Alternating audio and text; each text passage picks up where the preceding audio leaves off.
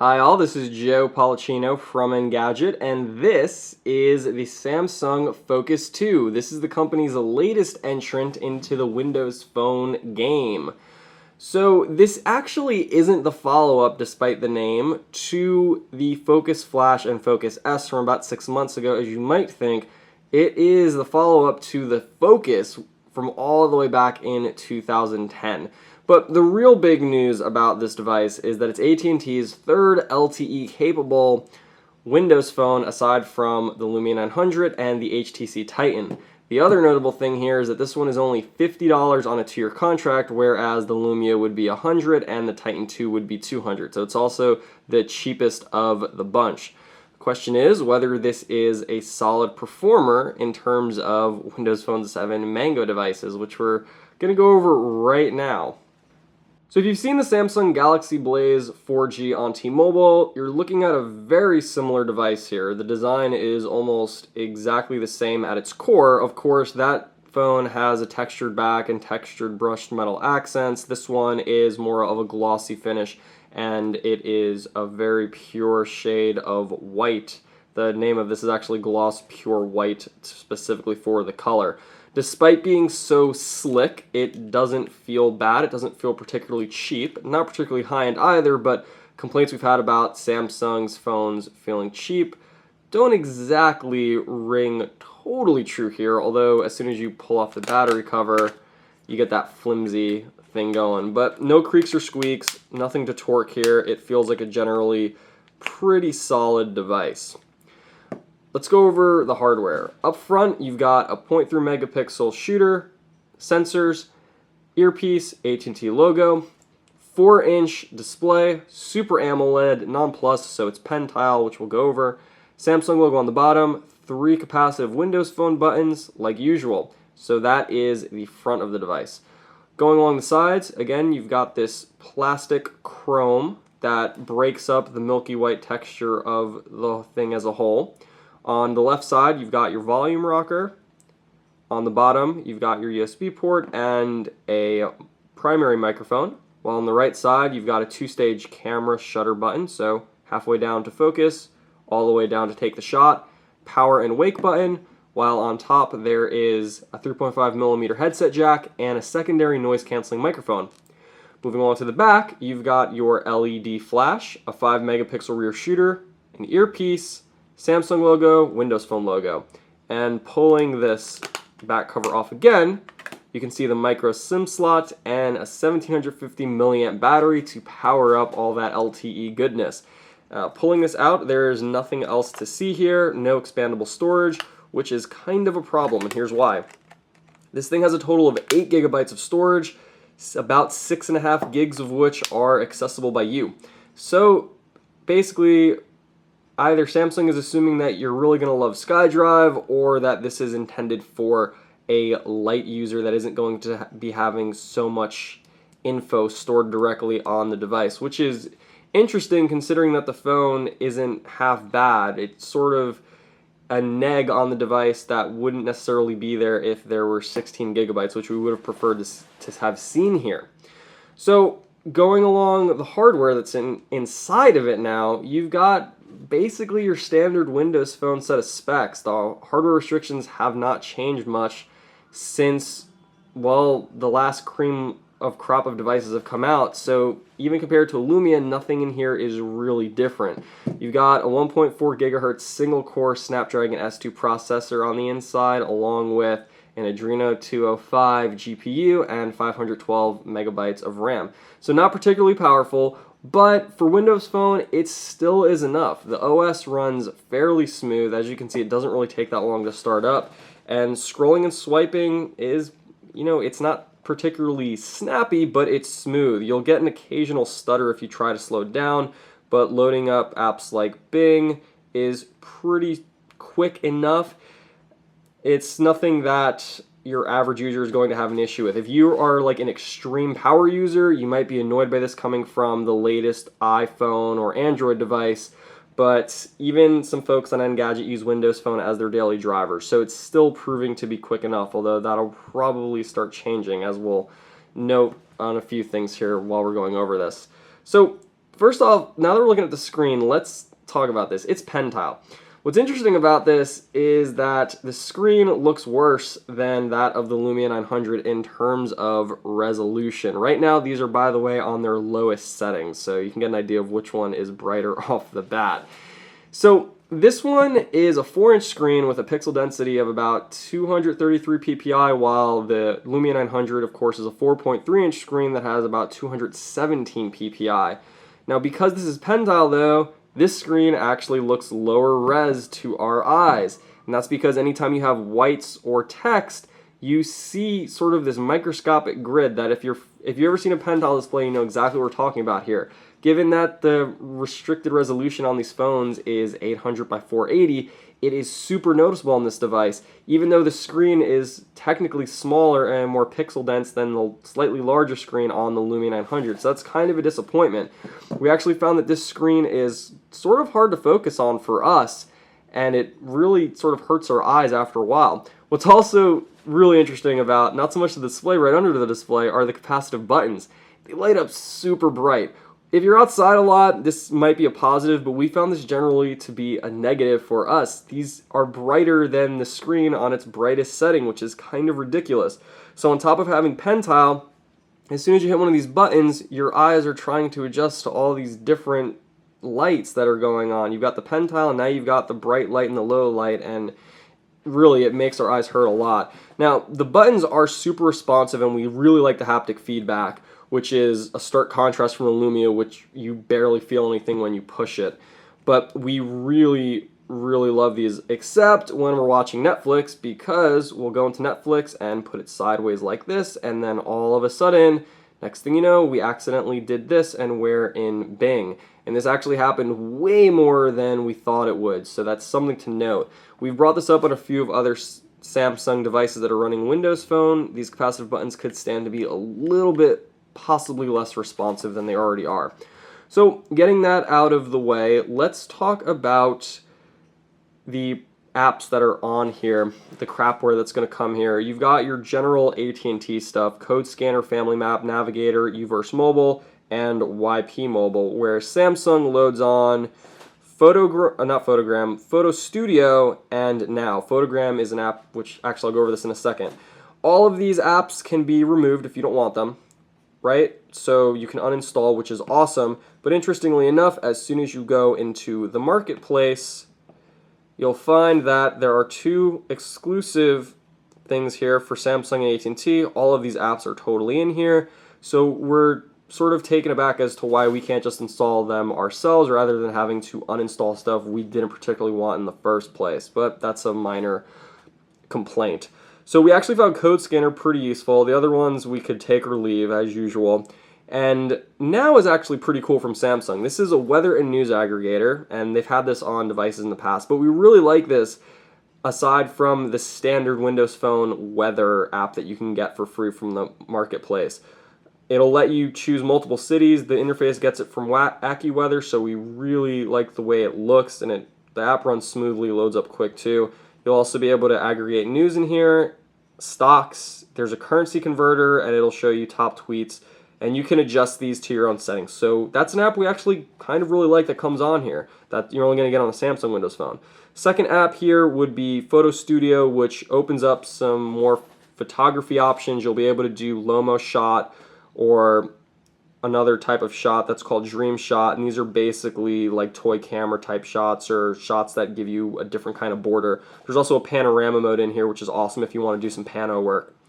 So aside from that, there's another app that we found in the App Store that we like called Photogram. This is basically Samsung's take on, we guess, Instagram, because it adds a ton of different toy camera looking filters. But notably, there is an HDR mode, which is awesome because that isn't standard on Windows Phone.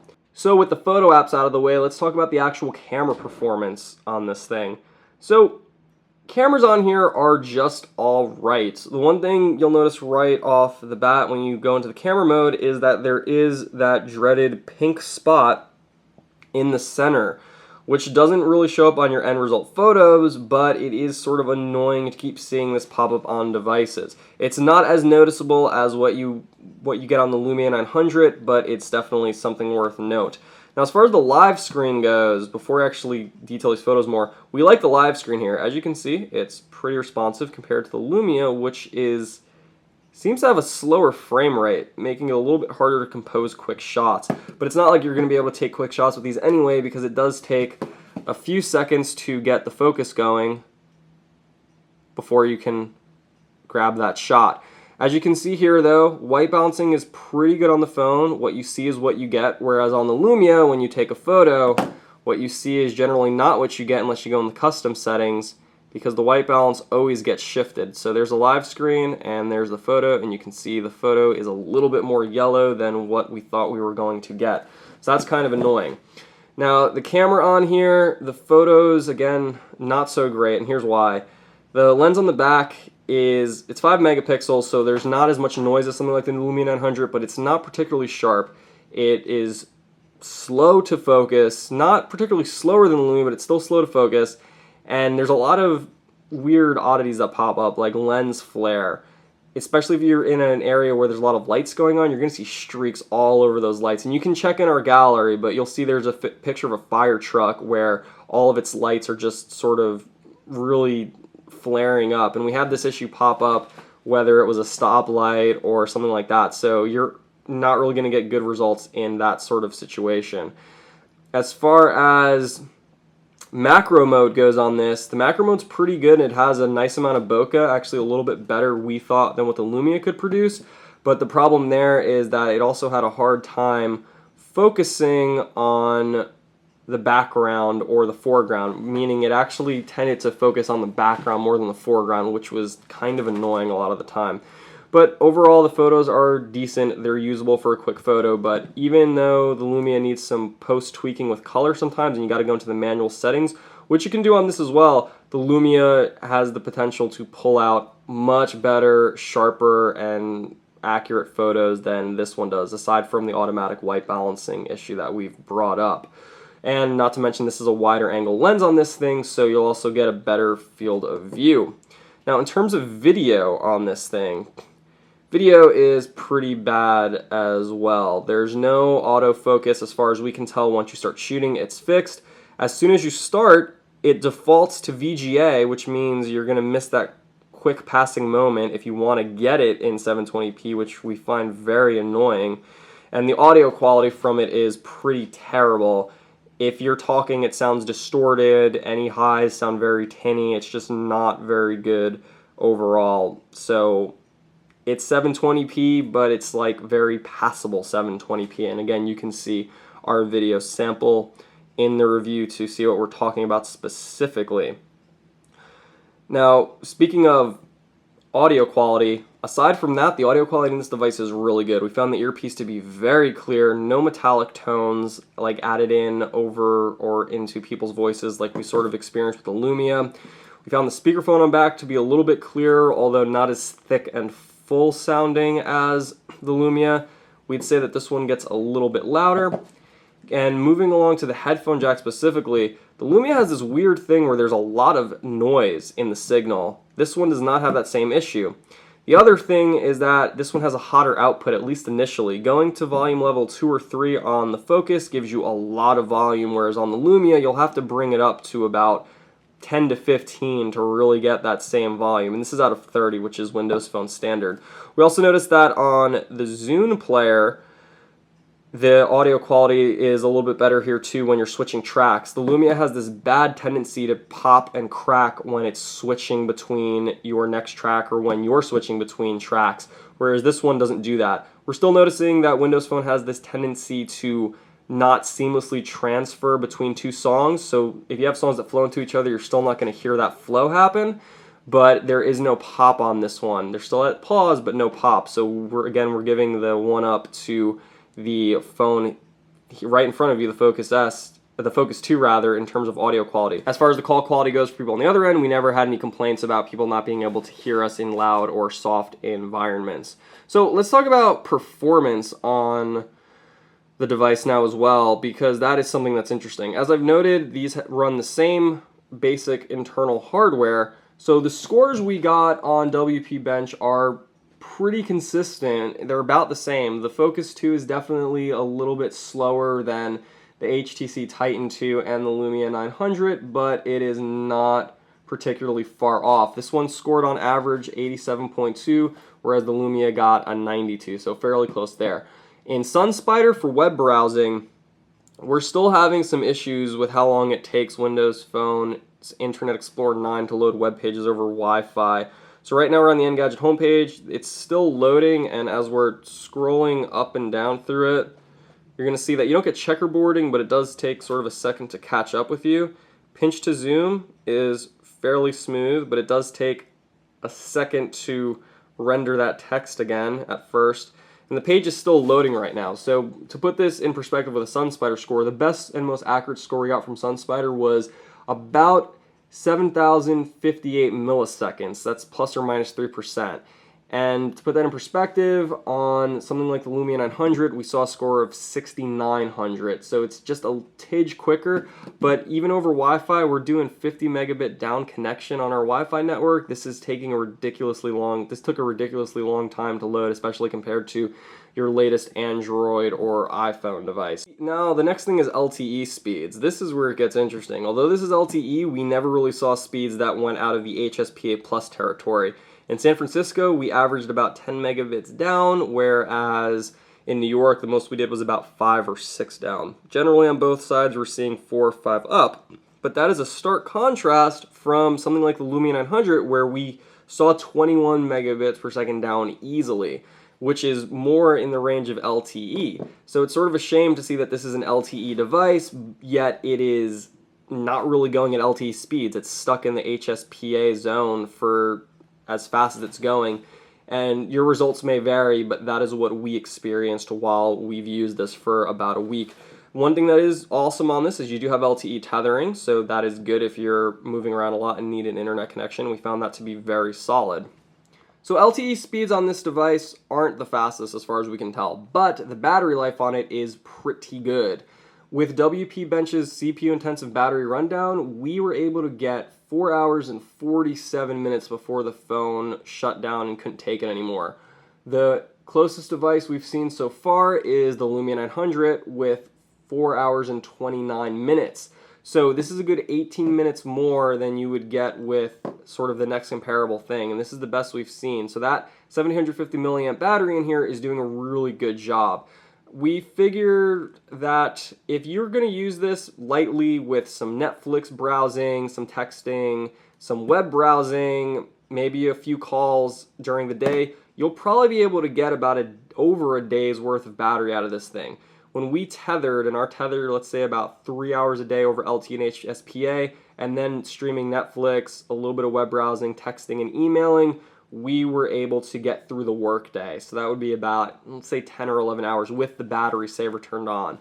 So this phone does have a pretty decent battery life as long as you're not doing intensive things like watching video all day. If you're doing that, this is not the phone for you. Not to say that any Windows phones are really intended for power users per se, but this one definitely can hold its own.